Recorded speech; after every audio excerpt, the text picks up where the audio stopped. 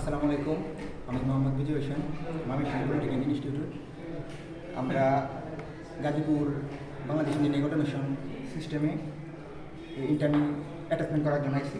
এখানে আমাদের আজকের প্রজেক্ট ছিল রিলে ওভারলোড রিলে সার্কিট, যে কীভাবে ওভারলোড রিলে সার্কিটে মোটর কন্ট্রোল করা হয়। আমরা আমাদের কিছু এই ওভারলোড রিলে সার্কিটে কিছু সরঞ্জাম নিয়েছি। সেখানে আমাদের সার্কিট ব্রেকার, এটা আমরা ক্যাপাসিটর দিয়ে 3 পেজ করে নিয়েছি।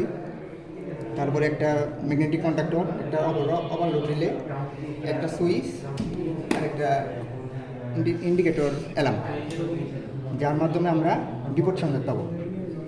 এখানে আমরা দেখাবো কিভাবে যে ওভারলোড রিলেটা কন্ট্রোল করা হয় এবং কি যে মোটর ওভারলোড হলে কিভাবে রিলে মাধ্যমে মোটর অফ হয়ে যাবে। আমরা স্টার্ট করতেছি। আমাদের মোটর চালু হয়েছে।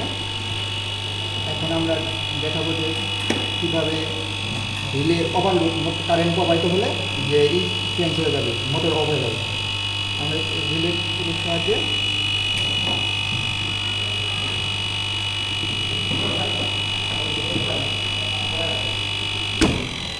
দেখতে পাচ্ছেন, এই যে আমরা ওভারলোডের কারণে আমাদের অ্যালার্ম সংকেত দিতেছে। তার মানে আমরা বুঝতে পারলাম যে আমাদের ওভারলোড যাইতেছে, তার জন্য আমার মোটর এই অফ হয়ে গেছে রিলের মাধ্যমে। ধন্যবাদ।